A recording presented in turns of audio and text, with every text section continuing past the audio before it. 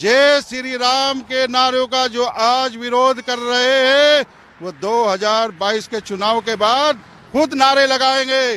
जय श्री राम के नारे एक का मौलाना साहब मैंने ना लगा दिया तो मेरी गर्दन काट देना 2022 के चुनाव के बाद। आजम खान ने ऑर्डर दिए थे, सबूत है मेरे पास, कोई चाहता तो मैं आपको भी सबूत दिखा दूंगा, मेरे पास सबूत मौजूद है। ये कहा था जाटों को काटो, साले को टुकड़े कर दो, आजम खान ने कहा था। आज वहाँ अखिलेश यादव प्रेस वार्ता कर रहा है। शर्म आनी चाहिए जाटों को भी, और जो उसको जो है वहाँ नाश्ता उठा रहे हैं।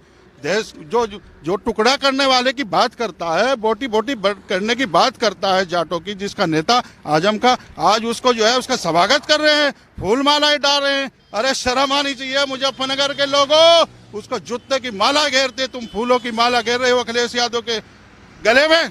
बड़ा दुख हुआ सुन करके।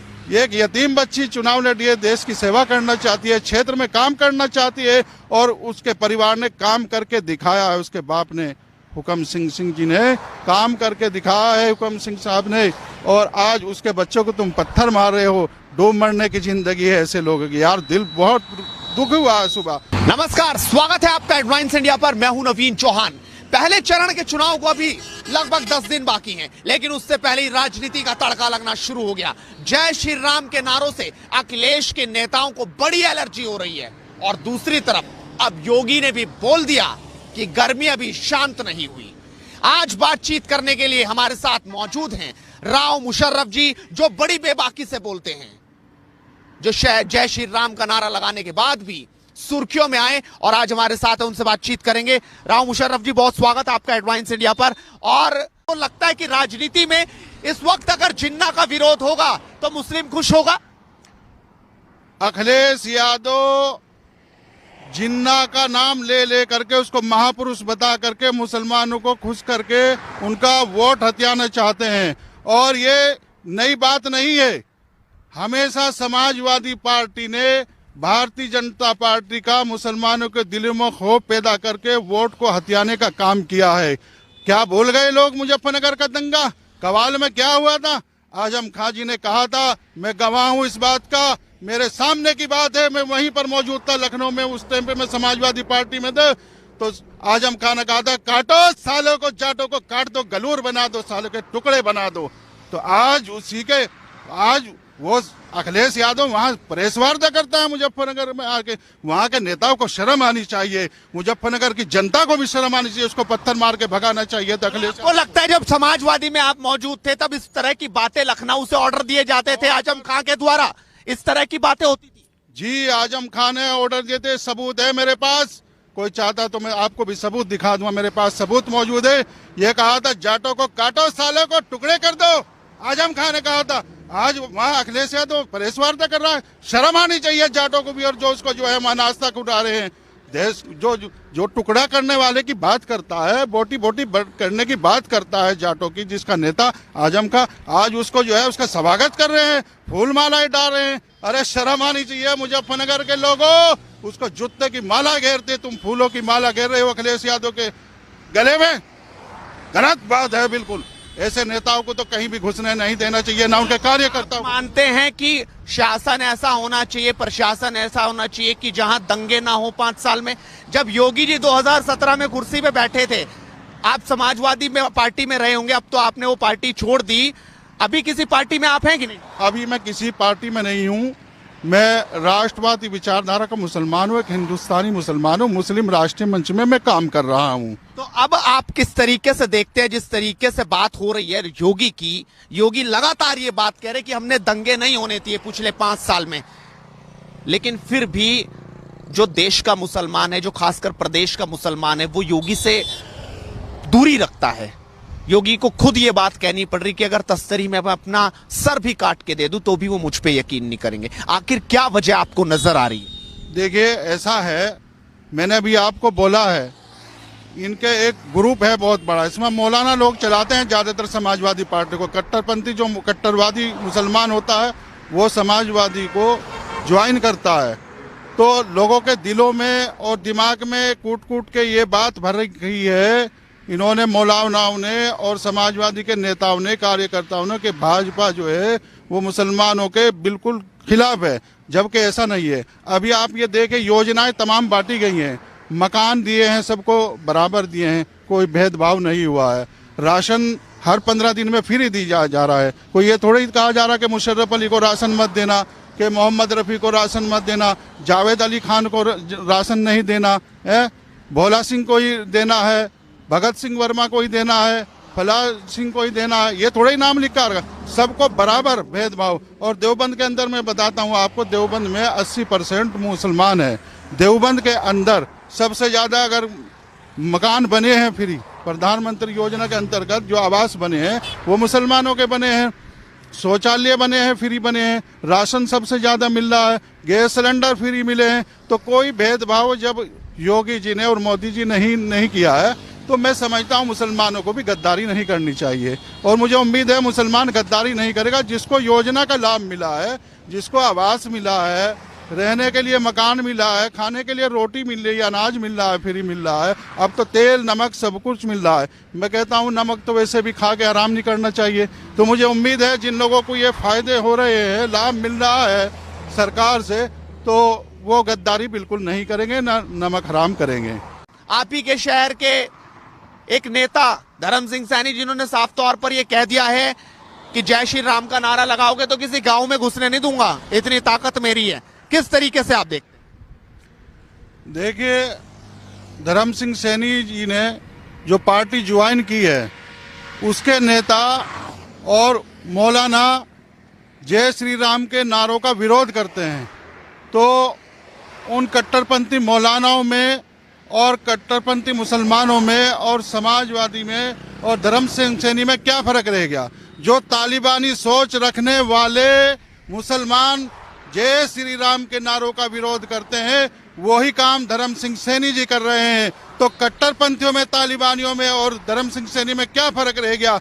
शर्म आनी चाहिए। धर्म सिंह सैनी को चुल्लू भर पानी में डूबकर मर जाना चाहिए, जो अपने भगवान का अपमान कर रहा है, अपने धर्म का अपमान कर रहा है। किस लिए? एक कुर्सी के लिए और मुसलमानों को खुश करने के लिए। अरे मुल्क के गद्दार, देश के गद्दार, तुझे कुर्सी नहीं मिलेगी। ऐसे इंसान को भगवान भी स्वीकार नहीं करता। तू मुसलमानों को खुश करने के लिए श्री राम के अपमान कर रहा है। शर्म आनी चाहिए, डूबकर मर जाना चाहिए ऐसे इंसान को चुल्लू भर पानी में। ये इंसान है, ये तो हैवान है, राक्षस है, जो श्री राम के नारों का विरोध कर रहे हैं। इनको भारत माता भी स्वीकार नहीं कर रही होगी। क्या पहुंच रही होगी स्वर्ग में भी। श्री राम को बड़ा दुख हुआ होगा ऐसे इंसान की बात को सुनकर। ऐसी पार्टी से खड़ा है, ये जिन्नावादी लोग हैं, इनको स्पष्ट करना पड़ेगा ये समाजवाद का ढोंग करते हैं या जिन्नावाद है। ये जिन्नावाद के नारे लगाते हैं, जिन्ना को अपना महापुरुष मानते हैं, श्री राम को महापुरुष नहीं मानते। जिन्ना तो देश का गद्दार था, उसने देश का विभाजन किया है, उसने देश के टुकड़े किए हैं। वो देश का महापुरुष नहीं था, वो देश का गद्दार है। अब चुनाव पहले चरण का होने जा रहा है। आखिरकार क्या योगी को डर दिखाकर मुसलमान एकजुट होगा क्या? देखिए, एकजुट नहीं होगा। मैंने भी बोला है, जो जिसको लाभ मिला है वो तो वोट देगा, चुपचाप वोट डाल के आएगा योगी जी को। वो बताएगा भी नहीं, वो आके वोट तो फूल पर दे करके आएगा, लेकिन शोर मचाएगा मैं साइकिल पे देकर आऊँ, साइकिल पे देकर आऊँ। लेकिन साइकिल पे नहीं है, उसकी आत्मा अंदर से बोलेगी नहीं, तेरा मकान बना है, तेरा ये मकान बनाने के बाद जो है रोटी फ्री मिल रही है, अनाज फ्री मिल रहा है, गैस सिलेंडर फ्री मिल रहा है। और उसने क्या करा था अखिलेश ने? लैपटॉप दिए थे। लैपटॉप चलाने नहीं आते थे, रेड़े वाले को लैपटॉप दे दिया गया। अब वो रेड़ा चलाता है, कहाँ चलाना आता है उसको? उन्होंने बेच के बिरयानी खा ली उनकी है। आज अखिलेश जी बोलते हैं कि योगी जी पे लैपटॉप नहीं चलाना आता। अरे लैपटॉप नहीं चलाना आता, बिल्डोजर तो चलाना आता है। बिल्डोजर कैसे चलाया? इलाहाबाद में चलाया, कट्टरपंथियों के मकानों को तोड़ दिया गया। बिल्डोजर तो चलाना जानता है। और मैं दावे के साथ कहता हूँ, आप सबको, आपके चैनल के से जो है विश्वास दिलाना चाहता हूं प्रदेश की जनता को कि आप भारी मतों से फिर योगी जी को लाइए और फिर देखें बिल्डोजर कैसे दौड़ता है।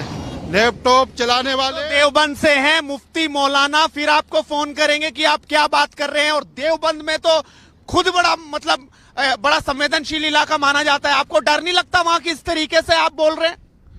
अरे मैं राजपूत का बच्चा हूँ, इन कट्टरपंथी मौलानाओं से डरने वाला हूँ क्या? रोज फोन करते हैं, कभी खुद भी करते हैं और दूसरों से, कभी दिल्ली से करवाते हैं अपने चेलों से, कभी बिहार से करवाते हैं कि चुप हो जा, घर बैठ जा, ये टोपी उतार, ये दाढ़ी उतार, कभी दाढ़ी की धमकी देते हैं, कभी कुछ देते हैं। मैं ऐसे गद्दारों से, ऐसे कट्टरपंथी मुसलमानों से, ऐसे तालिबानी सोच रखने वालों से कतई भी डरने वाला नहीं हूँ। और 2017 में आने दो, 2022 के बाद जो है फिर देखना, योगी जी की सरकार आएगी। जय श्री राम के नारों का जो आज विरोध कर रहे हैं, वो 2022 के चुनाव के बाद खुद नारे लगाएंगे। जय श्री राम के नारे एक का मौलाना से मैंने ना लगा दिया तो मेरी गर्दन काट देना 2022 के चुनाव के बाद। आप अभी भी अड़िग है जय श्री राम? अड़िग हूँ, नारा लगाते आया हूँ जय श्री राम के, और लगा रहा हूँ जय श्री राम, और लगाता रहूंगा। अगर किसी में दम है तो रोक कर दिखा दे जय श्री राम। कह रहे हैं कि 2022 में दोबारा अगर योगी आते हैं तो और भी लोग अब जय श्री राम साथ साथ लगाएंगे। अरे लगाने को तैयार बैठे हैं, इन मौलानाओं ने रोक रखा है। सब जानते हैं हमारे पूर्वज कौन थे। जय श्री राम पहले आया या इस्लाम पहले आया? पहले जय श्री राम आए, इस्लाम बाद में आया। इस्लाम तो 1400 साल पहले आया है, और जय श्री राम हमारे पूर्वज हैं, हम उनके वंशज हैं। अगर कोई हमारे पूर्वजों का, पुरखों का कोई अपमान करेगा, वो हम बर्दाश्त कतई नहीं करेंगे। लेकिन अब चुनाव में लगातार इस तरह की बातें हो रही हैं। लगातार अखिलेश तो कह रहे हैं कि योगी तो अब मठ में जाने वाले हैं, अब उनका टाइम पूरा हो गया, वो वैसे ही पार्टी ने गोरखपुर भेज दिए हैं। और दूसरी तरफ जिन्ना का बड़ा शोर यहां पर नजर आ रहा है। दूसरी तरफ योगी कह रहे हैं कि तमंचावादी सोच अब नहीं चलेगी। आपको नजर क्या आ रहा है? देखिए, जो लोग मठ में भेजने की बात कर रहे हैं, कभी मठ में बोलते हैं, कभी बोलते हैं मोदी जी जो है वो पहाड़ों में चले जाएंगे, वो अपना रास्ता ढूंढ ले, वो कहाँ जाएंगे। उनको जो है वो कहीं पनाह नहीं मिलेगी। अरे गद्दारों, अब भी वक्त है, सुधर जाओ, समर्थन कर दो योगी को, मोदी को। इसी में भलाई है। ये हिंदुस्तान है, ये इस्लामिक देश नहीं है। तुम इसको इस्लामिक राष्ट्र बनाना चाहते हो, कैसे बना लोगे? 20 और 80 में बहुत फर्क होता है। तुम 20% को एक होने की बात कर रहे हो, तो मैं कहता हूं जब 20% एक हो सकता है तो क्या 80% वाले एक नहीं हो सकते? अरे शर्म आनी चाहिए गद्दारों। ये 80% एक होकर रहेंगे और तुम्हें जो है सबक सिखाएंगे। तुम्हारे उसमें से भी जो है 8% मुसलमान जो है वो भारतीय जनता पार्टी को देगा, तो 20% भी नहीं, 12% वाले कहाँ जाएंगे? जगह नहीं मिलेगी। और बड़े शर्म की बात है, कैराना में एक लड़की भारतीय जनता पार्टी से चुनाव लड़ रही है। मुझे पता लगा है, सुबह ही फोन आया था मेरे पास में, जिसके माँ नहीं है, बाप नहीं है, उसको तड़पाया जा रहा है, लोग पत्थर मार रहे हैं। शर्म आनी चाहिए। मेरा दिल। कांका सिंह की बात कर रहे हैं? जी, कैराना में ऐसा भले ये पत्थर मार रहे हैं। अगर इनके प्रत्याशी की तरफ कोई समाजवादी प्रत्याशी की तरफ कोई उंगली भी उठा देता है तो शोर मचा देते हैं, हमारी तरफ उंगली उठा दी, हमारी तरफ घूर करके देख लिया। अरे माँ बाप नहीं है, बच्ची के माँ नहीं है, बाप नहीं है, और ऐसे बाप की लड़की है जिसने हुकम सिंह चौधरी, हुकम सिंह जी जो है, उन्होंने हमेशा देश की सेवा की है। अपनी पूरी जिंदगी उनके पिताजी ने राष्ट्र हित के लिए लगा दी। आज उसके बच्चों को तुम पत्थर मार रहे हो यार। दिल रो रहा है कसम खुदा की। मेरा भी बड़ा दुख हुआ सुन करके। एक यतीम बच्ची चुनाव लड़ी है, देश की सेवा करना चाहती है, क्षेत्र में काम करना चाहती है, और उसके परिवार ने काम करके दिखाया है। उसके बाप ने, हुकम सिंह जी ने काम करके दिखाया है, हुकम सिंह साहब ने, और आज उसके बच्चों को तुम पत्थर मार रहे हो। डूब मरने की जिंदगी है ऐसे लोगों की यार। दिल बहुत दुख हुआ है सुबह सुन करके। और इनकी तरफ कोई देख भी लेता है तो शोर मचाते हैं। और उस लड़की ने ये तक भी नहीं बताया, पार्टी के लोगों को भी नहीं बताया कि मेरे पत्थर मारे जा रहे हैं। बड़े शर्म की बात है। शर्म आनी चाहिए गद्दारों को। पत्थर मार रहे हो एक लड़की को। एक माँ बाप नहीं है उसके पत्थर मारे महिला पे। अरे चूड़ियाँ पहन लो, इससे तो चूड़ियाँ पहन के, सलवार पहन के घर में बैठ जाओ। एक यतीम लड़की को सता रहे हो, बड़े शर्म की बात है। तो ये राव मुशर्रफ जी जिन्होंने बड़ी बेबाकी से अपनी राय रखी कि आखिरकार वो किस तरीके से देखते हैं। आप भी अपनी राय रखिए और लगातार जुड़ रही है हेडलाइंस नेटवर्क के साथ, क्योंकि मुद्दे की बात इसी तरीके से बदस्तूर जारी रहेगी। नमस्कार।